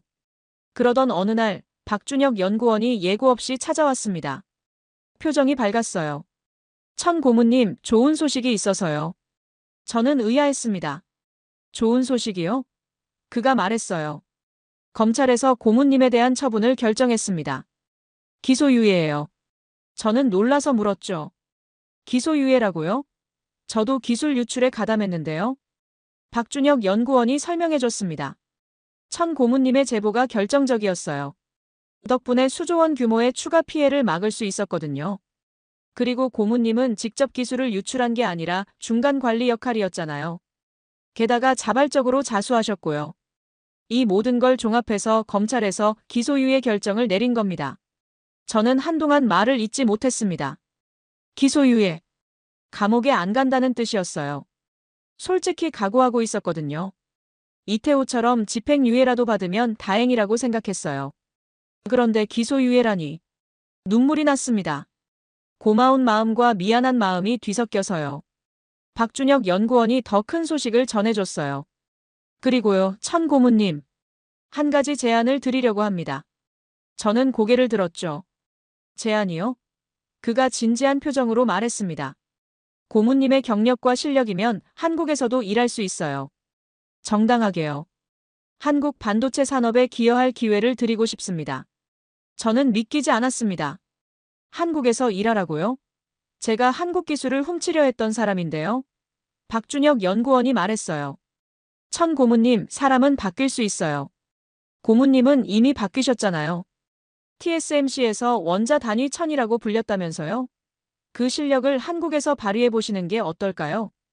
그날 저녁 딸 메이링이 한국으로 찾아왔습니다. 미국에서 급히 날아온 거였어요. 공항에서 만난 메이링은 저를 보자마자 뛰어와서 안겼습니다. 아빠, 무사해서 다행이야. 뉴스 보고 얼마나 걱정했는지 몰라. 저는 딸을 꼭 안으며 말했어요. 미안해, 메이링아. 아빠가 걱정 끼쳤지. 근데 이제 괜찮아. 다 끝났어. 우리는 근처 식당에서 저녁을 먹었습니다. 메이링이 물었어요. 아빠, 이제 어떻게 할 거야? 중국으로 돌아가는 건 안 되는 거잖아. 저는 대답했습니다. 한국에 남으려고 해. 여기서 새로 시작할 거야. 메이링이 놀란 표정을 지었어요. 한국에서? 진짜? 저는 고개를 끄덕였습니다. 그래, 여기 사람들이 기회를 주겠다고 했어. 정당하게 일할 수 있는 기회를요. 메이링의 눈에 눈물이 고였습니다. 아빠, 나 너무 기뻐. 아빠가 드디어 자랑스러운 일을 하게 되는 거잖아. 저도 울컥했어요. 메이링아, 아빠가 많이 늦었지? 메이링이 고개를 저었습니다. 아니야, 안 늦었어. 지금이라도 바뀌었잖아. 그게 중요한 거야. 식사를 마치고 걸어 나오니 서울의 밤하늘이 펼쳐져 있었습니다. 별이 반짝이고 있었어요. 메이링이 하늘을 올려다보며 말했습니다. 아빠, 서울 하늘 예쁘다. 상하이랑 다르네. 저는 웃으며 대답했어요. 그래, 여기는 별이 보여. 처음 왔을 때 그게 제일 놀라웠어. 우리는 한참 동안 하늘을 바라봤습니다. 아버지와 딸이 나란히 서서 같은 별을 보고 있었어요. 3년 전에는 상상도 못했던 장면이었습니다. 그때 저는 돈과 명예만 쫓고 있었으니까요. 하지만 지금은 달랐습니다. 제 옆에 딸이 있고 앞에는 새로운 시작이 기다리고 있었어요. 메이링이 말했습니다. 아빠, 나도 졸업하면 한국으로 올까봐. 아빠 근처에서 일하고 싶어. 저는 놀라서 물었어요. 진짜? MIT 졸업하고 한국으로 온다고? 메이링이 웃으며 대답했습니다. 그래, 아빠가 여기서 새 출발하는데 나도 같이 하고 싶어. 아빠 딸이잖아. 그 말을 듣는 순간 가슴이 뜨거워졌습니다. 제가 그동안 잘못된 길을 걸었지만 적어도 이 아이 하나는 제대로 키운 것 같았어요. 새로운 삶이 시작됐습니다. 저는 한국 반도체 산업자문위원으로 위촉됐어요. 정식 직함이었죠. 처음에는 어색했습니다. 3년 전까지만 해도 저는 이 나라의 기술을 훔치려던 사람이었으니까요. 그런 제가 이제 자문위원이라니. 아이러니하다면 아이러니한 상황이었습니다. 첫 번째 공식 일정은 삼성전자 화성 캠퍼스 견학이었습니다. 박준혁 연구원이 직접 안내해줬어요. 클린룸에 들어가는 순간 저는 감탄을 금할 수 없었습니다. TSMC에서 20년, CXMT에서 3년을 일했지만 이렇게 완벽한 시설은 처음 봤거든요. 모든 게 나노미터 단위로 관리되고 있었어요. 하이-NA EUV가 실제로 작동하는 모습을 봤습니다. 상상 이상이었어요. 거대한 기계가 숨도 쉬지 않는 것처럼 고요하게 움직이고 있었습니다. 그 안에서 극자 외선이 웨이퍼 위에 회로를 그리고 있었죠. 0.1 나노미터의 정밀도로요. 김소영 엔지니어가 옆에서 설명해줬습니다. 이 장비 하나에 부품이 10만 개가 넘어요. 전 세계 5천 개 기업의 기술이 집약돼 있죠. 저는 물었습니다. 결함은 어떻게 처리합니까? 김소영 엔지니어가 화면을 보여줬어요. 이게 EBID 시스템이에요. 결함이 감지되면 자동으로 원자 단위 복구가 시작됩니다. 여기 보이시죠? 원자 몇 개가 빠진 부분을 전자빔으로 채우고 있어요. 화면에는 원자들이 하나씩 증착되는 모습이 보였습니다. 마치 마법 같았어요. 박준혁 연구원이 말했습니다. 천 고문님, 이게 한국의 진짜 힘이에요. 장비만 있는 게 아닙니다. 이 장비를 운용하고 결함을 잡아내고 수율을 극대화하는 노하우가 있어요. 수십 년간 축적된 거죠. 저는 고개를 끄덕였습니다. CXMT에서는 상상도 못했던 수준이었어요. 우리는 그냥 기계를 돌렸을 뿐이거든요. 이렇게 섬세하게 관리하지는 않았습니다. 견학을 마치고 회의실에서 정밀한 연구원을 만났습니다. 그녀가 데이터를 보여줬어요. 천 고문님, 이게 최근 3년간의 수율 변화 그래프예요. 하이-NA EUV 도입 전후로 확연히 달라졌죠? 그래프는 극적이었습니다. 도입 전에는 85%였던 수율이 도입 후에는 96%까지 올라갔어요. 11%포인트 상승. 반도체 업계에서는 엄청난 차이였습니다. 정밀한 연구원이 덧붙였어요. 그리고요, 이건 단순히 장비 덕분이 아니에요. 장비를 최적화하는 우리 엔지니어들의 노력이 있었기 때문이에요. 김소영 씨 같은 분들이 밤새워서 파라미터를 조정하고 오창수 기술자님 같은 분들이 0.03 나노 오차를 잡으려고 새벽까지 일하고요. 저는 그 말에 깊이 공감했습니다. 기술은 결국 사람이 만드는 거니까요. 오후에는 ASML 코리아 관계자와 미팅이 있었습니다. 그분이 흥미로운 말을 해줬어요. 천 고문님, 아시다시피 저희 장비는 혼자 만들 수 없습니다. 자이스, 에드워드, KLA 수백 개 기업이 협력해야 해요. 그리고 그 협력 관계는 수십 년에 걸쳐 구축된 거죠. 중국이 이걸 복제하려면 기업 하나하나를 다 따라 만들어야 합니다. 그건 사실상 불가능해요. 저는 물었습니다. 왜 불가능하죠? 그분이 대답했어요. 기술은 복제할 수 있을지 몰라요. 하지만 신뢰는 복제할 수 없거든요. 자이스가 ASML을 믿고 최고의 반사경을 공급하는 건 수십 년간 쌓아온 신뢰 때문이에요. 중국이 아무리 돈을 써도 그 신뢰까지 살 수는 없습니다. 그 말이 가슴에 깊이 박혔습니다. 신뢰. 제가 CXMT에서 했던 일은 그 신뢰를 훔치려는 거였어요. 돈으로 사람을 매수하고 기술을 빼내려 했죠. 하지만 그건 근본적으로 틀린 접근이었습니다. 신뢰는 훔칠 수 없으니까요. 함께 만들어가는 수밖에 없어요. 견학을 마치고 나오는 길에 박준혁 연구원이 물었습니다. 천 고문님, 오늘 어떠셨어요? 저는 대답했어요. 많이 배웠습니다. 그리고 많이 부끄러웠어요. 제가 3년 동안 얼마나 어리석은 짓을 했는지 다시 한번 깨달았거든요. 박준혁 연구원이 웃으며 말했습니다. 그걸 깨달으셨으니 된 거예요. 이제 앞으로 나아가시면 됩니다. 자문위원 활동을 시작한 지 한 달이 지났습니다. 저는 점점 한국 반도체 업계에 적응해가고 있었어요. 물론 쉽지는 않았습니다. 저를 경계하는 시선도 많았거든요. 저 사람 중국 스파이 아니었어? 왜 저런 사람한테 기회를 줘? 그런 수군거림이 들릴 때마다 가슴이 아팠습니다. 하지만 어쩔 수 없었어요. 제가 자초한 일이니까요. 그러던 어느 날 이태호 전 상무에게서 연락이 왔습니다. 천 고문님, 만나실 수 있을까요? 드리고 싶은 말씀이 있어서요. 저는 흔쾌히 승낙했어요. 이태호 상무는 저에게 용기를 준 사람이었으니까요. 그분이 없었다면 저도 결단을 내리지 못했을 겁니다. 서울 강남의 한 카페에서 만났습니다. 이태호 상무의 얼굴이 전보다 밝아 보였어요. 천 고문님, 좋은 소식이 있어서요. 저 일자리가 생겼습니다. 저는 놀라서 물었죠. 정말요? 어디서요? 그분이 웃으며 대답했어요. 반도체 인재 귀환 프로젝트라고 아세요? 정부에서 새로 시작한 건데 저 같은 사람들한테 기회를 주는 프로그램이에요. 반도체 인재 귀환 프로젝트. 저도 뉴스에서 본 적이 있었습니다. 기술 유출로 해외에 갔다가 돌아온 엔지니어들에게 재교육과 취업 기회를 제공하는 프로그램이었죠. 이태호 상무가 말했어요. 저도 처음에는 믿기지 않았어요. 제가 한 짓을 생각하면 평생 매장당해도 할 말이 없거든요. 그런데 한국은 저한테 두 번째 기회를 줬어요. 저는 물었습니다. 뭘 하시게 되는 거예요? 그분이 대답했어요. 반도체 공정 교육 강사예요. 후배들한테 제가 알고 있는 걸 가르치는 거죠. 물론 기술만 가르치는 게 아니에요. 제가 걸었던 잘못된 길에 대해서도 얘기할 거예요. 같은 실수를 반복하지 말라고요. 그 말을 듣는 순간 가슴이 뭉클해졌습니다. 이태호 상무도 새 출발을 하는 거였어요. 저처럼요. 저는 말했습니다. 이태호 상무님, 정말 축하드립니다. 저도 상무님 덕분에 여기까지 올 수 있었어요. 그분이 손을 내밀었습니다. 천 고문님, 우리 같이 한국 반도체 산업을 위해 일해요. 정당하게요. 저는 그 손을 꼭 잡았습니다. 며칠 후 왕리웨이에게서 연락이 왔습니다. 웨이린, 나 다음 달에 한국 출장 가. 만날 수 있어? 저는 기뻤어요. 왕리웨이는 TSMC 시절부터 가장 친한 친구였거든요.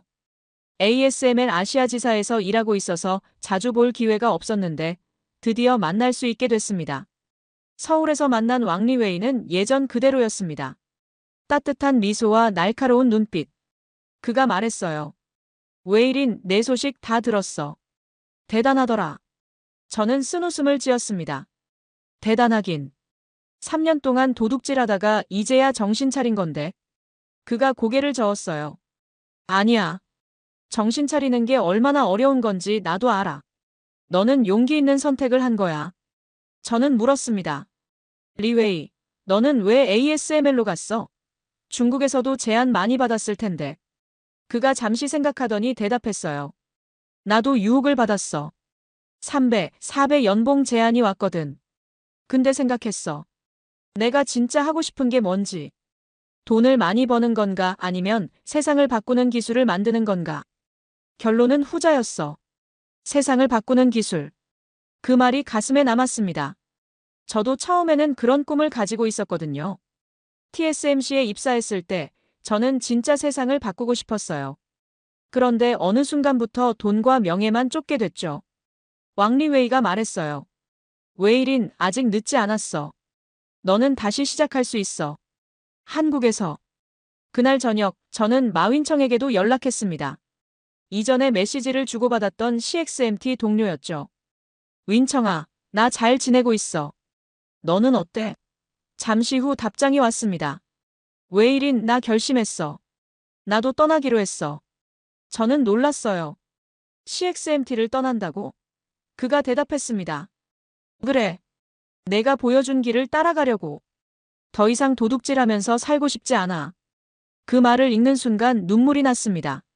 제가 한 선택이 다른 사람에게도 영향을 주고 있었어요. 저는 답장을 보냈습니다. 윈청아, 힘들겠지만 잘 될 거야. 언제든 연락해.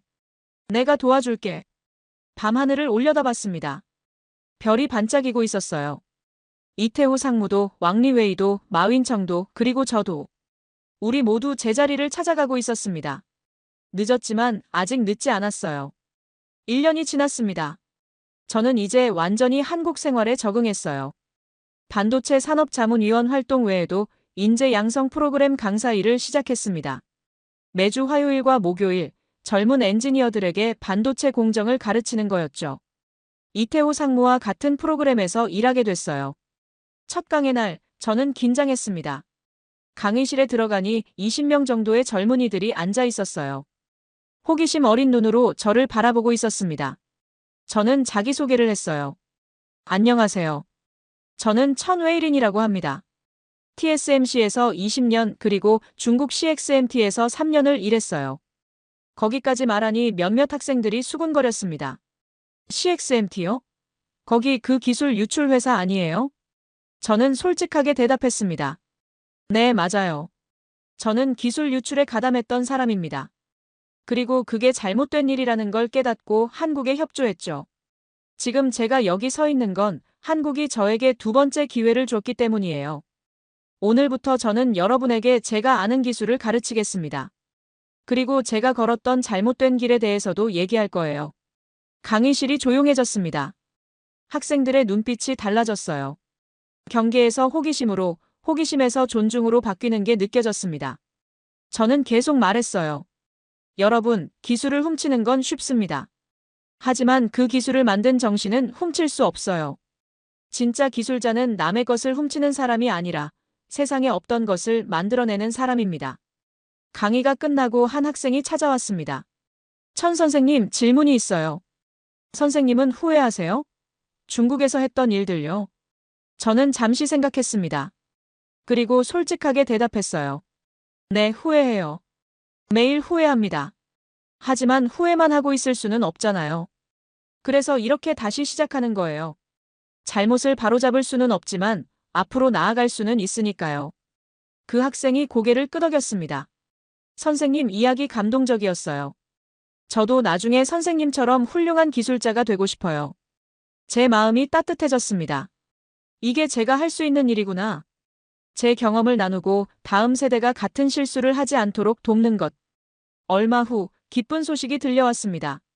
딸 메이링이 AMIT를 졸업하고 한국으로 왔어요. 삼성전자 반도체 연구소에 취직했거든요. 공항에서 메이링을 만났을 때 저는 눈물이 났습니다. 메이링아, 정말 자랑스럽다. 메이링이 웃으며 말했어요. 아빠 덕분이야.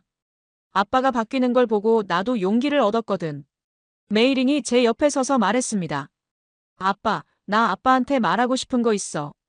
저는 뭔데? 하고 물었어요. 메이링이 진지한 표정으로 대답했습니다. 나 반도체 쪽으로 간다고 했잖아. 근데 그게 단순히 기술 때문만은 아니야. 아빠가 보여줬거든. 잘못을 저질러도 다시 시작할 수 있다는 거. 나도 그런 사람이 되고 싶어서 이 길을 선택한 거야. 그 말을 듣는 순간 저는 제가 살아온 48년이 헛되지 않았다는 생각이 들었습니다. 실수도 많이 하고 잘못된 길도 걸었지만 결국 딸에게 좋은 영향을 줄 수 있었어요. 그게 제일 중요한 거 아닐까요? 그날 저녁 뉴스를 보다가 심장이 쿵쾅거렸습니다. 삼성전자가 하이NA EUV 기반 2나노 공정 세계 최초 양산에 성공했다는 소식이었어요. 앵커가 말했습니다. 이로써 한국은 세계 반도체 시장에서의 기술 리더십을 더욱 공고히 했습니다. 중국과의 기술 격차는 최소 5년 이상으로 벌어진 것으로 분석됩니다. 저는 화면을 보면서 복잡한 감정을 느꼈습니다. 3년 전, 저는 저 기술을 훔치려고 했어요. 하지만 지금은 그 기술이 성공한 걸 진심으로 기뻐하고 있었습니다. 사람은 정말 바뀔 수 있구나. 저 자신이 그 증거였어요. 메이링이 옆에서 화면을 보며 말했습니다. 아빠, 저기 내가 일하는 데야. 저는 웃으며 대답했어요. 그래, 알아. 자랑스럽다, 메이링아. 2년이 지났습니다. 저는 이제 한국 반도체 업계에서 나름 인정받는 사람이 됐어요. 자문위원 활동과 강사 일을 병행하면서 많은 젊은 엔지니어들을 만났습니다. 그들에게 제 경험을 나누고 기술을 가르치고 때로는 인생 상담도 해줬죠. 보람 있는 나날이었습니다. 그러던 어느 날 뜻밖의 제안이 들어왔습니다. 국제 반도체 컨퍼런스에서 특별 강연을 해달라는 거였어요. 주제는 기술과 양심, 한 엔지니어의 고백이었습니다. 저는 처음에 망설였어요. 제 부끄러운 과거를 전 세계 앞에서 공개해야 하는 거니까요. 하지만 박준혁 연구원이 설득했습니다. 천 고문님의 이야기가 많은 사람에게 영감을 줄 수 있어요. 같은 갈림길에 선 엔지니어들에게요. 결국 승낙했습니다. 강연 당일 서울 코엑스 대강당에는 전 세계에서 온 엔지니어들이 가득 차 있었어요. 미국, 유럽, 일본, 대만, 심지어 중국에서 온 사람들도 있었습니다. 저는 무대에 올라 객석을 바라봤습니다. 수천 개의 눈이 저를 향하고 있었어요. 저는 이야기를 시작했습니다. 안녕하세요. 저는 천웨이린입니다. TSMC에서 20년, 중국 CXMT에서 3년을 일했습니다. 그리고 지금은 한국에서 살고 있죠. 오늘 저는 여러분에게 제 이야기를 들려드리려고 합니다. 부끄럽지만 솔직한 고백이에요. 30분 동안 저는 모든 걸 털어놓았습니다. TSMC에서의 좌절, 중국의 유혹, 기술 유출에 가담했던 3년, 그리고 한국에서 만난 사람들. 박준혁 연구원, 오창수 기술자, 김소영 엔지니어, 이태호 상무. 그들이 저에게 보여준 것들. 새벽 3시에 0.03 나노 오차를 잡으려는 열정, 원자 단위로 결함을 복구하는 기술, 그리고 무엇보다 기술에 대한 순수한 사랑. 저는 마지막으로 이렇게 말했습니다. 여러분, 저는 한국을 무너뜨리러 왔다가 한국에게 구원받았습니다. 기술은 훔칠 수 있어요. 하지만 그 기술을 만든 정신은 훔칠 수 없습니다. 한국은 훔칠 수 있는 나라가 아닙니다. 배워야 하는 나라예요. 저는 그걸 너무 늦게 깨달았지만 여러분은 저보다 일찍 깨달으시길 바랍니다. 강연이 끝나자 객석에서 박수가 터져나왔습니다. 처음에는 몇 명이었는데 점점 퍼져서 결국 모든 사람이 일어나 박수를 치고 있었어요. 스탠딩 오베이션. 저는 눈물을 참을 수 없었습니다. 이 박수는 제가 받을 자격이 있는 걸까요? 아니, 이건 저한테 기회를 준 한국에 대한 박수일 거예요. 무대에서 내려오니 박준혁 연구원이 기다리고 있었습니다. 천 고문님, 대단했어요. 저는 고개를 저었습니다. 아니에요. 제가 대단한 게 아니라 저한테 기회를 준 한국이 대단한 거예요. 박 연구원님, 김소영 씨, 오창수 기술자님, 이태호 상무님. 이분들이 없었으면 저는 여전히 도둑으로 살고 있었을 겁니다. 강연장을 나오니 딸 메이링이 기다리고 있었습니다. 눈에 눈물이 그렁그렁했어요. 아빠, 최고였어. 나 아빠가 너무 자랑스러워. 저는 딸을 꼭 안았습니다. 메이링아, 고마워. 내가 있었기에 아빠가 바뀔 수 있었어. 내가 말했잖아. 아빠가 자랑스러운 기술자였으면 좋겠다고. 그 말이 아빠를 바꿨어. 저녁에 화성 공장 앞에 갔습니다. 새벽 3시는 아니었지만 연구동에는 여전히 불이 환하게 켜져 있었어요. 저 안에서 수천 명의 엔지니어들이 지금도 0.03 나노의 오차와 싸우고 있겠죠. 저는 그 불빛을 바라보며 생각했습니다. 이게 한국의 힘이구나. 장비도 중요하고 기술도 중요하지만 결국 가장 중요한 건 사람이야. 저 불빛 아래서 밤을 새우는 사람들. 그들이 한국 반도체의 진짜 자산이야. 메이링이 옆에 섰습니다. 아빠, 뭘 보고 있어? 저는 대답했어요. 저 불빛. 새벽까지 켜져 있을 거야. 0.1 나노미터의 오차도 허용하지 않는 사람들이 저 안에 있거든. 메이링이 말했습니다. 나도 저기서 일하고 있어. 나도 그런 사람이 되고 싶어. 저는 딸의 어깨를 감싸며 말했습니다. 될 수 있어, 메이링아. 아빠가 믿어. 서울의 밤하늘에 별이 빛나고 있었습니다. 3년 전 상하이에서는 한 번도 본 적 없던 별이었죠. 저는 그 별을 보며 다짐했습니다. 남은 인생 동안 저는 훔치는 사람이 아니라 만드는 사람으로 살겠다고요. 세상에 없던 것을 창조하는 진짜 기술자로요. 늦었지만 아직 늦지 않았으니까요.